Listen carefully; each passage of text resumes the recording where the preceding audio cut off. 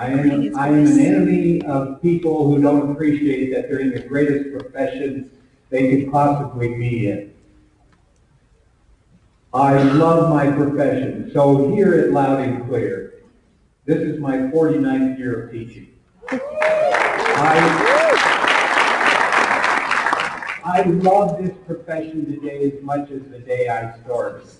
People say, well, you know, you get near the end of the road, you're going to turn it over to the young people. No, I'm going to join the young people. All right, because the day you turn it over, the day you think you've reached an end, is the day you retire and quit. You know, I was just talking to my daughter last night, who's having a little hip problem, and she's 51. And she was down about that, and I said, hon, you got to start living like you're going to live forever, not like you've got a problem. And as you age, you learn that if you don't live each day like you're going to live forever, then you're missing out on a heck of a lot of life. You can see by my byline at the top of this that the future of PE rests on great teachers. And one of the reasons I say that is because, unfortunately, in our profession, we're often judged by the poorest of the lot. Somebody observes us, observes a poor teacher, and then says that's PE. And I'm here to tell you that I have been a fortunate young man. I've been able to travel the world on somebody else's dollar and speak and do things like that, and I've been the luckiest guy in the world. But what I have seen in those many, many years of teaching is a whole lot of great teachers. So don't give me that baloney. There are great teachers working hard, doing their very best, and it's something that we need to shout out and need to be proud of and bring along the others, because we're always judged by the weakest of the lot. You have to believe you can make a difference. You just have to believe that. I like to be on people's level, but I get in here so I can see some of you in the back better, because I like to see who I'm talking to. Helen Keller, you know, did everything with nothing. And she made a difference. If each day that you go into your job, you don't believe you can make a difference, then please get out. Do me a favor and leave the profession. If you don't have the passion and love it takes to be a great teacher, then go be an accountant, because you don't have to love the numbers, but you do have to love the kids. If you want to know what makes a difference in teaching, let me take you through where I'm going today. I'm going to talk about a lot of things that I think make a difference in teaching. I know a whole lot about curriculum. I've written a couple books about it. And I know a lot about curriculum, but you know what? What I really know makes a difference ultimately is how we handle kids, and how we deal with kids, and how kids leave feeling about what we did with them. Well, this was a meta-analysis of 11,000 studies done over 40 years. 11,000 studies, friends. The number one most important factor in whether kids learned academically was classroom management. And someone asked me today, I met with the students, always my favorite thing is to look in the eyes of students and future teachers. And I love future teachers, but I also love the teachers that have been out there for a number of years. Those are the real heroes. Because when you've taught in this business for 15, 20, 25 years, it's a grind, it's hard work. This is a hard profession, and so you need to know I love you also. But classroom management, number one. Then you look at, they did 29 different factors, looking at these 11,000 studies. They went back and looked at the least effective of those things that didn't make a difference. And it was all about policy and demographics and everything else. And I ask you, when you think about it today, what are we always focusing on? We've got a policy for this, evaluating this, doing that, but we never teach teachers how to manage well and tell them what's important is how you manage. So for you new teachers, I'm going to tell you, I've never seen a teacher in my 49 years of teaching lose their job because they didn't know enough curriculum. Never have seen that. But I have seen teachers released because they couldn't manage kids effectively and do it in a way in which it was constructive, positive, and assertive. So we can use and write policy forever, but don't we know by now that policy doesn't create good teachers? Because we all know, and let's just be honest and talk straight, when you're out on the field, when you're in the gym, you can pretty much do whatever you want. My wife is a supervisor of ABCE teachers. She has to tell them when she's coming to evaluate. With some teachers, she's seen the same golden lesson 5, 6 years in a row. And the rest of the time they're laying brass eggs. Everybody can lay a golden egg once in a while. What am I really saying? I'm saying we can't use policy to make great teachers. Because great teaching comes from right here. You may do whatever you want out on that field. You may do whatever you want in the gym. There's very few people that are going to bother. In fact, the only time sometimes when they complain is when you're not there and the teachers don't get their release time. You see, I have been around the block a little bit. I'm in the schools all the time still. And my point is this. If you want to be a great teacher, and I said the same to the beginning teachers today, if you want to be a great teacher, start with what's inside you, because greatness stems from inside. It's internally driven, not externally. You didn't go in this business to be recognized as the greatest teacher in the world. You went in because you were service-oriented, you cared about people, and you wanted to make a difference in what kind of world these kids were going to live in. So, be it. Always talking about management and discipline. I always tell teachers, it is your responsibility, your right, and I expect it of you, to create an environment in which you can live comfortably. I can't tell you how many gyms I go into and I see teachers fighting the kids. Tell them what to do, then let them talk and they're out of control. Tell them what to do and then they're talking and out of control. They're trying to give them the old listen up and yelling at them and everything else. By the way, if you're a listen-up teacher, that's one of the oldest and dumbest teacher tricks there is. Listen up. And the slowest and least cooperative kid is the last one to shut up. So you just turn control of your class over to the least cooperative kid, just like that. There are a lot better ways to do it. But all students are equal in my class, but nobody's special. And it's my job to make it that way. They're all special, but nobody's special. And if you allow a kid to go outside of your rules, you teach that kid that the rules are for others, but not me.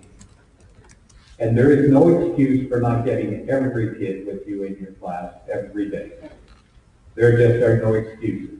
Will it take a lot longer with some kids? Absolutely. But the challenge is yours, and the carrying is yours, and you have to do it. You wonder why kids are different. This was a study that just hit me over the head about it. Look at kids. By the age of 3, just imagine, the age of 3, kids from professional families get 500,000 positives and 80,000 negatives. Look at the kids from a welfare family, free and reduced lunch family, 80,000 positives, 200,000 negatives. You think those kids come to school different? You can't criticize a kid who's been living in a home with nothing but criticism and expect that he's not going to fight back or she's not going to fight back. They're hanging on to the only thread of self-esteem they have. We don't teach kids the same. We don't treat kids the same. I hear people say we need to treat everybody the same. Come on. Those of you that have taught know you never do that. You treat them all fairly, but you don't treat them all the same. So this is one of the reasons why they're so different. What kids need you more than others? You know the answer to that one as well. The kids that really need you are the kids that don't have anything at home. Now I'm going to tell you how important you are. You offer kids The only hope they have to get out of their socioeconomic level. Less than 1/10 of kids are ever able to get out of the socioeconomic level they were born into. That's a crime. And the reason is they don't know how to behave. They don't know how to speak properly. They don't know how to follow the rules of society. And you say, well, why don't they? Well, just walk into their home. Their home offers them no help. And by the way, when teachers say to me, parents don't care anymore, there's nothing I can do, I want to say to them, oh my gosh, you're their only hope, because parents aren't going to change these kids. They are who they are. There's only one place that I know where kids can be changed and moved out of that socioeconomic level, and I'm looking at it. You are their hope. Because if parents won't do it, you can, and policemen and law enforcement people will only incarcerate them and punish them.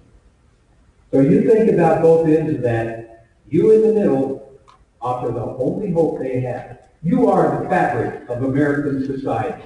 You make a difference in what this world is going to be and whether it's a better place. And if you don't do it with passion and caring and concern,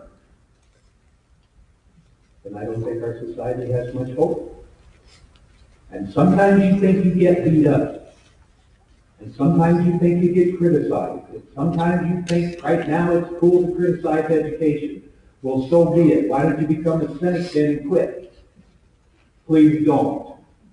Understand that we've always been criticized. And because we do good things, we'll be criticized more than others. Because you are the one that can make a huge difference. I always hear this when kids have really changed. They're not like they used to be. I hear that over and over. Now I'm going to ask you a question. I want to know who's really changed. When I first started teaching, I went into first grade class. They were 6 years old. I was 22. There was a 16-year difference between us. I was hardly more mature than them. Now when I walk into a first grade class, I'm 71 years old, but they're still 6 years old. There's a 65-year difference. Who in the hell has changed? Who got cranky? Who got tired of saying the same thing over and over and over, even though they only heard it for the first time? I'm tired of hearing about kids changing because wherever I go, 6-year-olds act like 6-year-olds. I don't know what's wrong with them, but they always act like 6-year-olds. And I always have to tell them the same thing. But, we have some brilliant students in here because all of you were brilliant students at one time. And I know it's like my athletic ability. The older you get, the more brilliant you get, the better athlete I become. But think about it. Over time, who really changes and gets tired of saying things? And do you know that when I work with college students and train teachers, I still tell them the same things I told them over and over and over and over. And they ask the same question. If I'm talking about management and discipline, I'll bet you a great dinner tonight that I'm going to win a bet on what they're going to ask. Because I know. So kids haven't changed. You've changed. And one of the differences between beginning teachers and mature teachers is a lot of times they hate to deal with discipline. Older teachers do. They get tired of it. I'll just ignore it. Every time you ignore some kind of behavior in a teaching situation, you have condoned it. One more time, please, so you take this home with you. Every time you ignore a behavior that's unacceptable, you have condoned it. You've looked the other way. You have said, with one small statement, I don't care as much. Because changing behavior is what we're about. We are change agents. Why should you give your all? Well, you want to blame it on everybody else? We could. But those negative thoughts and that complaining about the district, about the administrators, about everything we could possibly think of to complain about is only a way of removing the focus from. And when things aren't good in my class, it's me. And when I see great kids, I see a great teacher. And when I see kids who aren't performing, I see a teacher who isn't performing. Teaching is about you and what you can do for people. So I say to you, we are the purveyors of hope. We are the ones that give hope to kids that maybe they could become more than their parents were. And by the way, most parents want their kids to have more than they have. I've never heard a parent yet that say, one of the things I really hope is that my kid's not nearly as successful as I was. For some reason, I've never heard that. And their only hope for their kids is you. I say over and over and over, there is no other hope for kids in our society.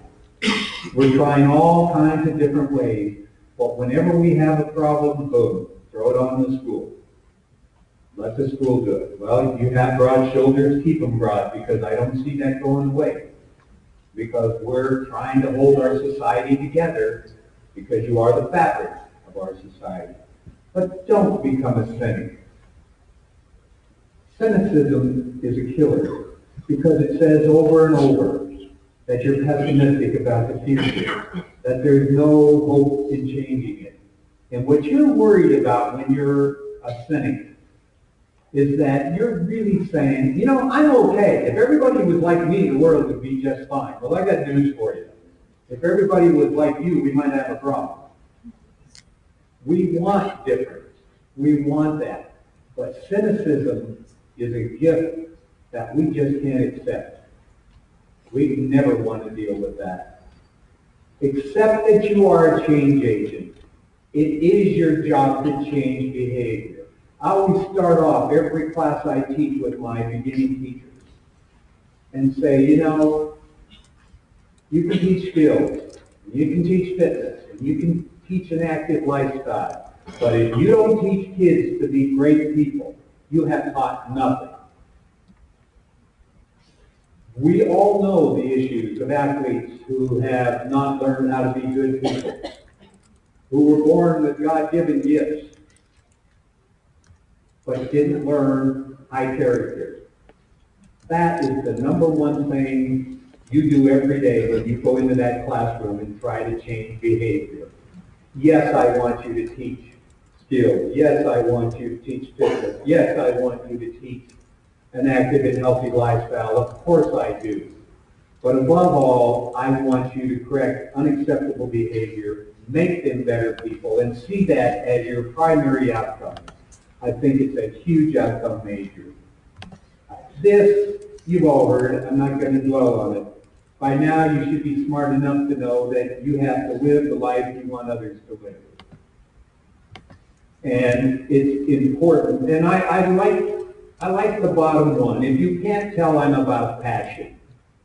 Without passion, you're just a machine. Passion is what makes you alive and brings you into the hearts of people and makes people change. It's the passion that you have. And I love passion. I remember my second year of teaching, I was full of passion and ideals, and I was telling other teachers about these things I was doing. And I, in my youthful exuberance, I was sort of telling them that they should do it too. And they were basically looking at me and saying, shut the hell up, because one of these days you'll be just like us. And that wasn't a compliment. And I never wanted to be like them. And I hope that I never grew up to be like them, that I kept my passion. I heard someone say, well, Now we're passing the torch on to somebody. And I told the young people today, I'm not passing the torch to you. You got another thing coming. I got fire in the belly yet. I care. I'm sharing the torch with you. But I'm not saying, here's the torch, I'm out.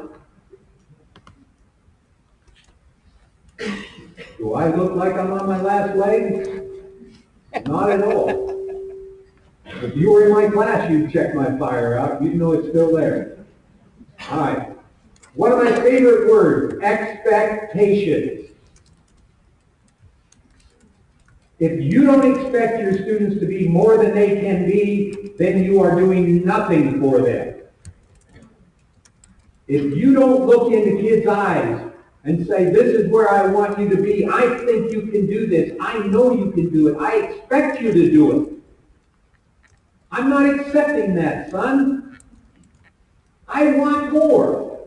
If you don't have high expectations for kids, they'll never achieve what they were possible. And by the way, the mark of a teacher, when you know you've been taught, is when you have achieved something you didn't think you could do. That is what a teacher does for you. What a lot of teachers do is lower their expectations because it makes them feel good. Oh yeah, I set these expectations, everybody reached it. Well, you could be a nobody and reach it. So what have you accomplished? Expectations are huge. And I tell you, challenge your students, think more of them than they think of themselves, please. Think more of them than they think of themselves. And they will come to believe what you believe about them. Sounds idealistic, but it's true. You have to expect. Praise efforts. This was a really neat study I read. If you told and praised kids because they were gifted, a la, the kids who are born to score high on the fitness test, you praise them for that, big deal. It's like praising somebody for being handsome or beautiful. I'm sorry, but you were born that way. Now, if you want to praise somebody for the effort they put into their fitness, aha, now I'm there. That's effort. But you know what? I don't give a yank about your natural beauty. You just go back and thank mom and dad for that. But I will thank you and appreciate the hard work and effort you put into your life. The moral of the story here is praise kids for their efforts. And when you can get all kids to give you an effort, you are a teacher and you've done something for those kids. You cannot be a teacher without corrective feedback. Beginning teachers oftentimes think if I say, good job, way to go, good job, way to go, well, everything will be hunky-dory and life will be good and the kids will do everything they want. And of course, all that becomes a cliche. And pretty soon we don't hear cliches. Remember, reinforcement has to be individualized. It has to be personalized, or it doesn't really have any impact. But if you want people to learn to overcome adversity, you've got to give them corrective feedback. And this was a study of great teachers. And the greatest of teachers gave the most corrective feedback. And it takes courage to give corrective feedback. It's a lot easier to let stuff go. It takes courage to tell someone they're not doing nearly as well as they think. It takes courage to look a kid in the eye when he says, I'm doing the best I can, and you say, I don't think so, son. And here's why. That takes courage. In fact, I think the most courageous people in the world are gifted teachers, because they have the courage to tell you when you usually don't want to hear. And that takes great courage. So don't be afraid of offering corrective feedback. Now, there are ways to do it. I'm not talking about yelling and screaming, etc. I'll talk about that in a minute. Competency takes repetition. And if you think about our profession, we are the 2 R's, aren't we? Repetition and refinement. Let's face it, we don't have that many new things we teach in PE. If you're teaching people how to throw, you teach them in first grade, third grade, fifth grade, seventh grade, ninth grade, and then they go on to become professional pitchers in the major leagues, and they still practice their throw. We're about repetition and refinement. By the way, throwing is one of those things that's very genetic. Finding out about our physical makeup is genetic. You can't become anything you want. That's why most of you are here instead of having made a lot of money being a great professional athlete. Because you all suck. You know why?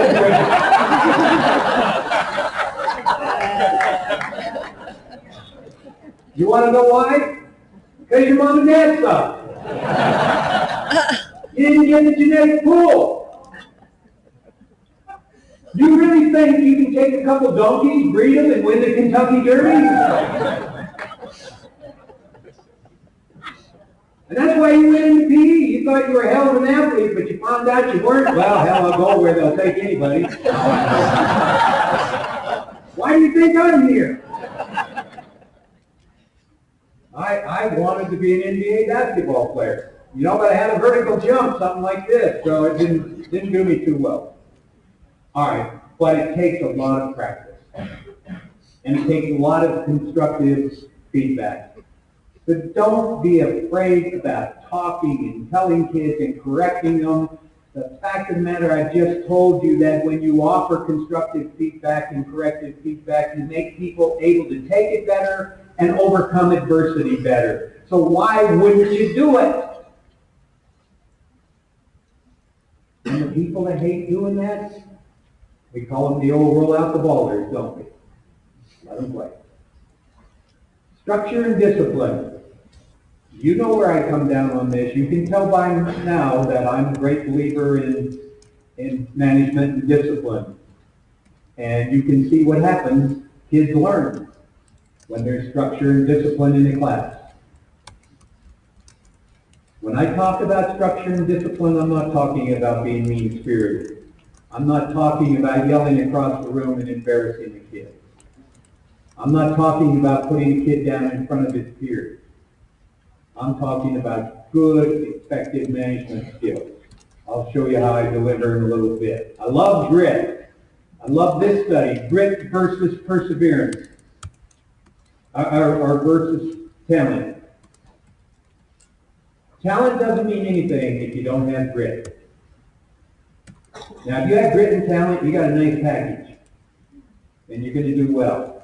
But you can get a long ways with grit. And this was a wonderful study. When they went back and looked, it wasn't the people with the highest GPAs that did best.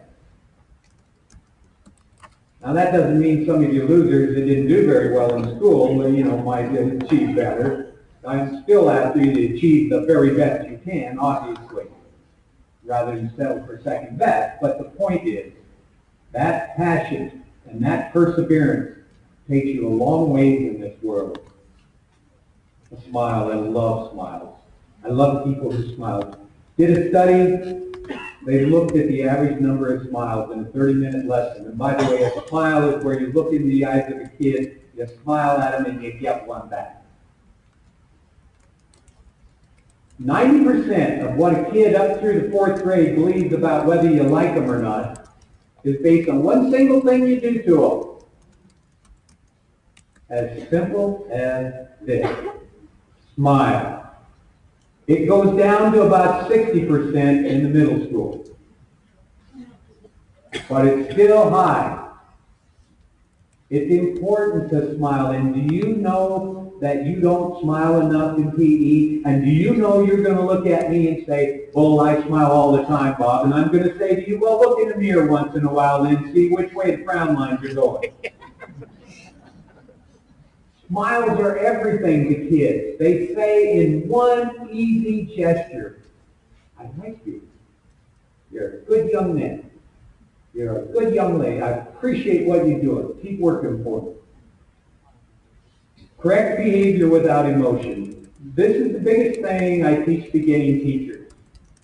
One of the things we know about people is that when a kid challenges us, takes us on, talks back to us, all the things they do, hurts another kid, all the things that make the steam come out of your ears. We know that in that first 10 seconds,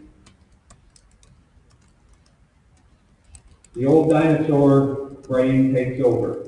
The one that the primitive brain we call it, it takes over and it takes you into the fight or flight syndrome. You immediately want to fight back. Something goes through your head like this. I'm not taking that kind of blah blah off of that kid. He's only 8 years old. Who do you think you're talking to?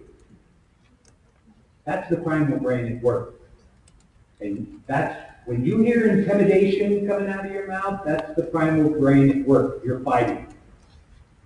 If you'll wait about 10 seconds, you can get your irrational brain to take over. We're all in the same boat. In fact, one of the reasons I had to learn this, and it still slips by me a time, is that, look at my passion at 71. Well, what the hell do you think it was like at 26? I had to sit on myself. But I love passion. And passion is a double-edged sword if you're not careful.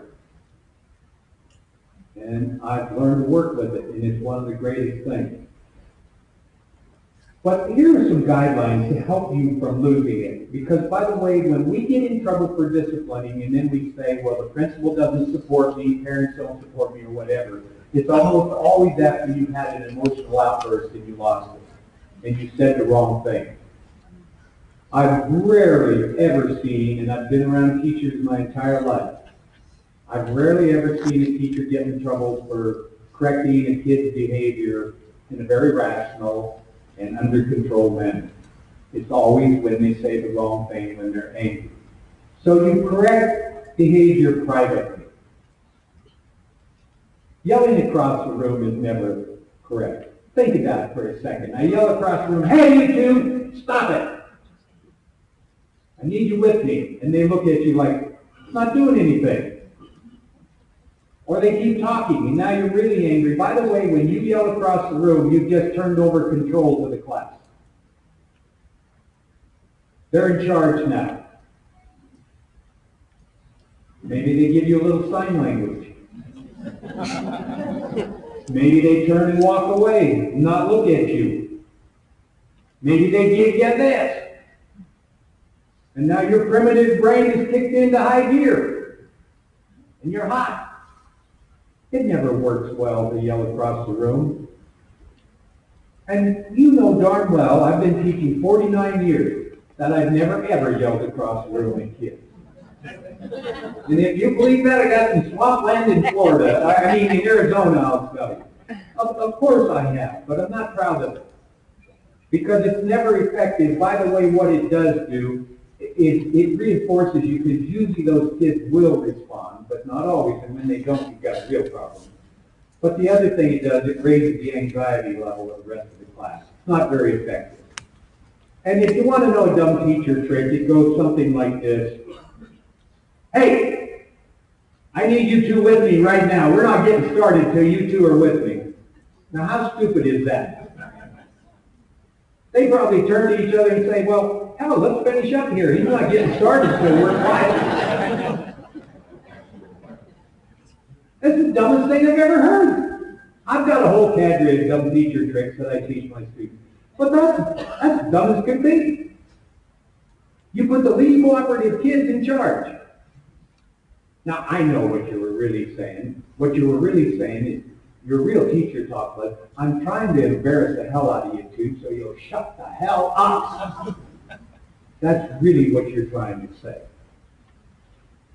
But you really think that's an effective way. So you know how I teach my teachers to deliver corrective feedback? Yeah. First of all, the worst way when you want to deliver some corrective feedback is to take this kid on and try to intimidate him straight on.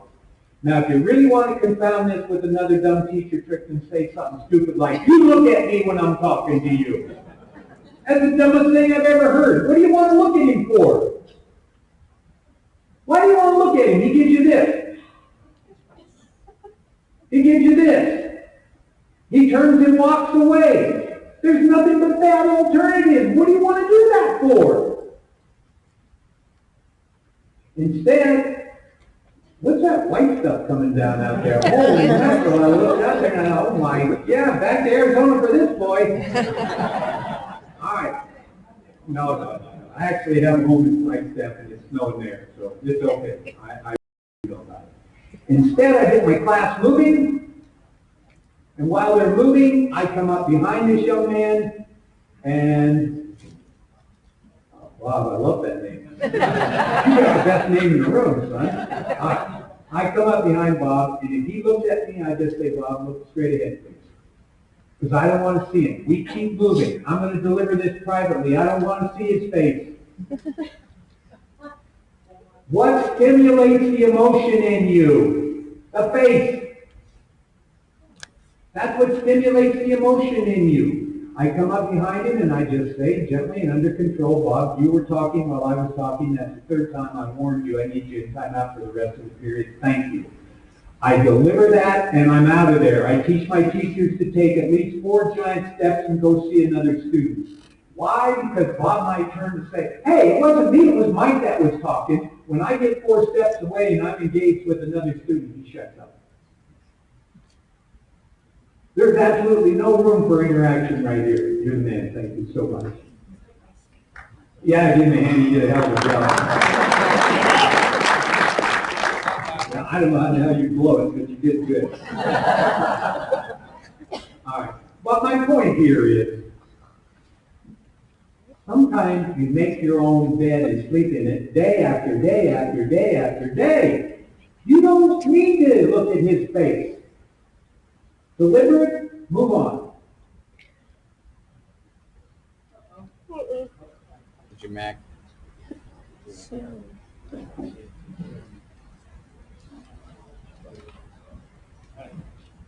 I think it's moving on. All right, let's see if we can get it. Don't you worry, let me worry about it. All right. That's what I always tell kids, mind your own business. Don't you worry about it, I can take care of it. I've been doing this for a while. I'm a great mind your own business person. I didn't have that in my thing here, but that's true. Let me worry about the stuff, okay? That's what I'm paid for. The rest of you mind your own business. All right. Promote active and healthy lifestyles. Yeah. It's really important to deliver this stuff positively. It's huge. If you really want to develop positive lifestyles, then you let kids decide what's best for them. You know, it is time to let go of the fitness game that we've pushed and pushed and pushed and tested kids year after year after year after year and done nothing with the data. I'm just going to say to you, just go ahead. I'm going to make your head shake a little bit here. If you've been a great fitness proponent, let me just say to you, I love fitness. Those of you that know my curriculum know there is a fitness component in every lesson I ever write. I love fitness. I have a weight room and workout room in my house. I lift all the time, even if you don't believe it, I do, okay? But when you're 71, I always tell people you're not lifting to, increase all that girth and everything. You're just lifting to hang on to what the hell you have. So that's what I'm doing. So I work out hard. I do anywhere from 150 to 200 push-ups a day. I've got all kinds of weight machines and everything else. I lift all the time because I love fitness. But I love it so much I want kids to love it. And I don't think fitness testing is the way to make them love it. Because I think, once again, if you're good at fitness, it's because you were genetically gifted. And I also know that elementary school kids don't respond to training because there aren't any hormones flowing. So you can train them and train them and train them and they don't improve. Oh yeah, I know the big scam. We'll test them in the fall, we'll test them in the spring, and by God they improve. Well yeah, they're 9 months older. If they don't, you really foul them up. It's like saying at the start of the school year, I'm going to measure how tall you are at the start of the school year. Then at the end of the school year, I'm going to measure you again. And if you grew, I'm going to say, wow, I'm a great teacher. I grew you 2 inches.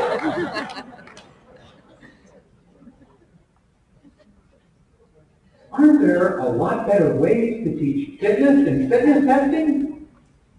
I think so. Now, what we do in the schools where I consult and work is we do fitness self-testing. So I'm not opposed to fitness tests.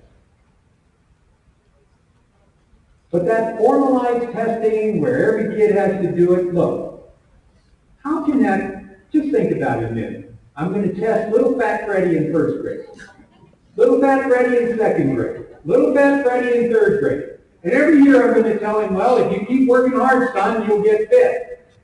And he knows that's a big lie. And I test fat Freddy all the way through school. And he never passes it. He hears that he needs improvement. And then you think Fat Freddy's going to graduate and say, you know, God, I love fitness.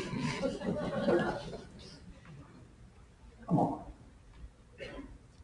So we do self-testing, where each kid is responsible for evaluating his own. And if he wants to write that he did 4,921 push-ups, fine.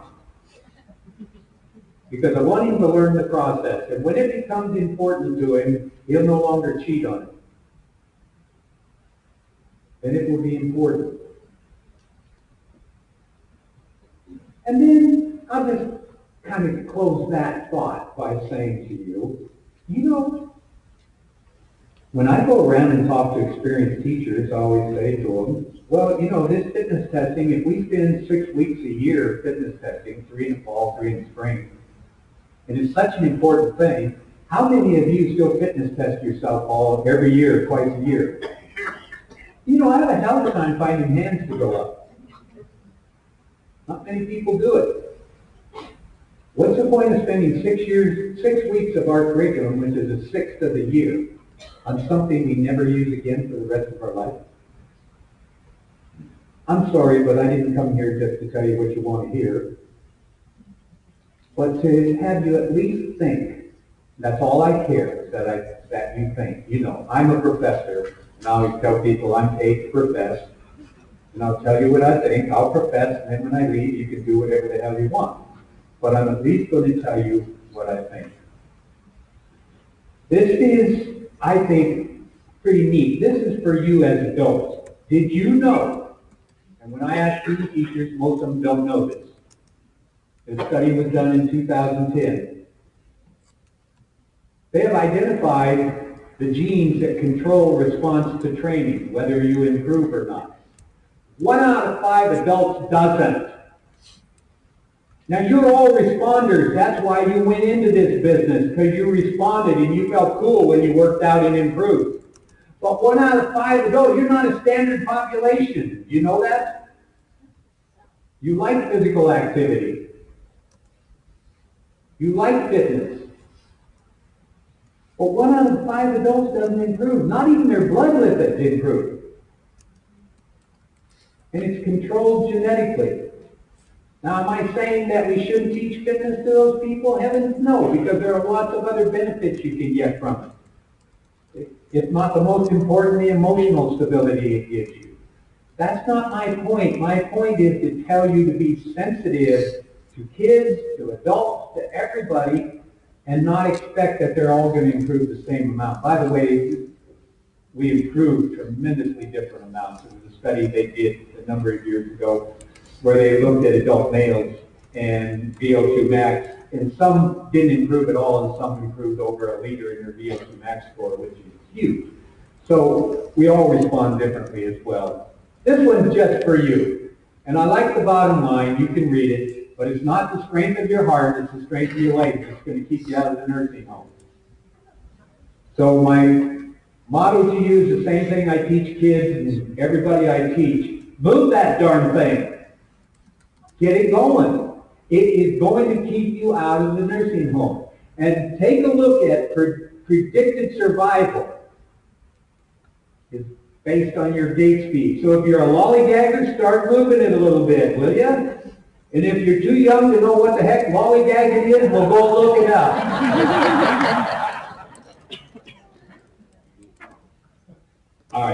I want to start to close in here on a couple of things. First of all, when you look at all the evidence about what has improved academic performance, which is all you ever hear that schools are interested in now, right? You know, we say to you PE teachers, well, we want you to integrate some stuff, help us with the Common Core. Well, if you're in Arizona, you can't have a Common Core, but that's another issue. You know, Arizonans are a different breed of cats. I mean, we allow guns in the classroom if you're not careful. So it's a crazy place to live, and I sometimes wonder why I'm still there. But then I come to Michigan and I hear about some of the things you got going up here too, so I guess it's life. But my point is this. When you look at all the things that make a difference in academic performance, longer school day, longer school year, different curriculums, etc., do you know that none of them have really made much difference? Do you know the only thing in which we have cause and effect studies, not correlational studies, which don't mean much? Correlational studies are those that say, well, kids who do well academically do well fitness-wise. Well, that could be because that kid's a striver no matter what they're doing. There are all kinds of reasons for correlational studies. That's not cause and effect. But do you know that we now have a battery of cause and effect studies that show the only things that really make a difference in academic performance are health, primarily eating, feeding kids when they're hungry, and physical activity. You are there. This was done in 2010. CDC just released another report in 2014. These are 19 cause and effect studies. And you can get online and find this health and academic achievement. That's what it's called. Just search for it. You can download it, and you have all the evidence you need as to the great impact that our profession has on academic learning with kids. Tremendous impact. And it's the only thing that's really made a difference. You are important. We need you. We need you big time. And it is time to make physical activity our outcome measure instead of fitness. I'm tired of using fitness because do you know that you have never changed the fitness level of kids in over 60 years? The government did 4 national test batteries. Started it with the first one in 58, 65, 75, and 85. Chuck Corbin and I went back and analyzed all their data. There's been no change in the fitness level of kids over that time. And the government quit doing that national testing. You know why? Because there was no difference. It cost them $10 million in every go-around, and they were just throwing money down the drain. There was no difference. Because it's genetically controlled. Didn't I just get done telling you that? I mean, if you're the offspring of your parents who didn't do very well on the fitness test, well, guess how you do? And then, guess what? You have kids, and they ain't worth darn either. I mean, let's just be a little bit honest with each other. Let's just look at the facts. And you know what? I'm talking to teachers that know darn well they could do whatever they could. They would work as hard to get these kids fit. But you can't ever figure out whether they're improving because they're growing. And it confounds the studies. By the way, why would you think you could make everybody fit any more than you could make a Picasso out of every kid in art class? Or everybody in Einstein in physics. And let's just take throwing. It is the most classic of skills in our profession. And you all know, don't you fool me, don't you lie to me, you can work with kids on throwing like crazy, and some kids can throw beautifully, and some kids will never learn to throw well. And you're teaching them absolutely beautifully. You're breaking it down. You know, I mean, we even have taken it to stupidity in our rubrics where we say, you know, pick an apple, point at the target, take a step, follow through. And then we check them on a rubric and we say, okay, show me if you can throw. Boom, boom, boom, boom. Yeah, boy, that was good. You got all 3 points on the rubric. Was that really throwing? Because, by the way, if you want to teach throwing or any complex skill, it has to be at maximum velocity. So you never do throwing and catching together. And if you want them to learn to kick a soccer ball, they have to kick from maximum velocity when they're learning, or they never learn the true form. So anytime you slow anything down that's a complex skill, you just wasted your time and probably taught them the wrong pattern. Activity makes a huge difference. I know some of you are looking at me and chuckling because you did all that, but that's all right, I love you anyway. But girls, look at this. I spent a lot of time gathering data in 3 countries and published this in Medicine, Science, and Sports. But take a look. We broke this down into tertiles, the least active, more active, most active. Look at the percentage of kids we have who are overweight or obese using national standards or international standards compared to other countries. When you look at the boys, it's the same thing. We are winning the fat race. And part of it is because we don't bring enough activity into our schools. When I was in Sweden, every 45 minutes they get a 15-minute break. When I was in Australia, they shut down schools at 11 o'clock and you got to go out and play something, from low organized games for the little kids to sports and swimming for the older kids all afternoon. And they did more recess time than American kids. And we've got some, I won't call them names, but people who say we should do away with recess and some of those things. Come on. These are little people. Where do kids accumulate activity? Outside of school. So that means it's not okay to do it in PE only. If you're a teacher that works only in the box and you don't care about activity outside of the box, you're not doing your job. Because you get them maybe for 30, 40 minutes, if half, even in a good lesson, half of that is instruction if you're a good teacher, and it has to be. So the other half is activity. You can't get much time. It has to be in other places. And we need to start intervening outside of school and being concerned about that. It's why I'm a great pedometer advocate. It is time we start measuring activity. Because when you ask people, how active were you today? Now I'm talking adults. How active were you today? They always overestimate how active they were. And when you ask them how much they ate today, they always underestimate how much they ate today. And if you ask them the question, they'll say, I don't know why I'm getting fat. I'm active and I don't eat a darn thing. Well, they're eating like hell and they're not very active. That's why. It's not a hard equation to figure out. You know, I mean, if 10th grade you can figure it out, anybody can figure it out. So it's important that we intervene outside that as well. I want to take it down to this, because I'm never a guy that goes beyond my time. I hate that when people do that. So I always try to finish a minute or two early, because otherwise you can start slamming your books closed. Can you tell I was a professor? Teaching's not a job, my friend. It's just not a job. It's a passion to help others. And I think teaching is as much about passion as it is about knowledge and methods. And don't get me wrong. Now, don't you go away saying I've got passion, but I don't know a darn thing, and I never read Pangrazzi's book or anything else. I just know. Then you're dumb as a rock. That's not what I'm saying. You've got to be well educated. You've got to know what you're talking about. But you just can't leave out the passion side of it. And I think ultimately passion is what makes you proud, makes you strong, and makes you want to make students better than they ever thought they could be. I think it's a wonderful place to be. I can't thank you enough for being teachers and for all you do for others.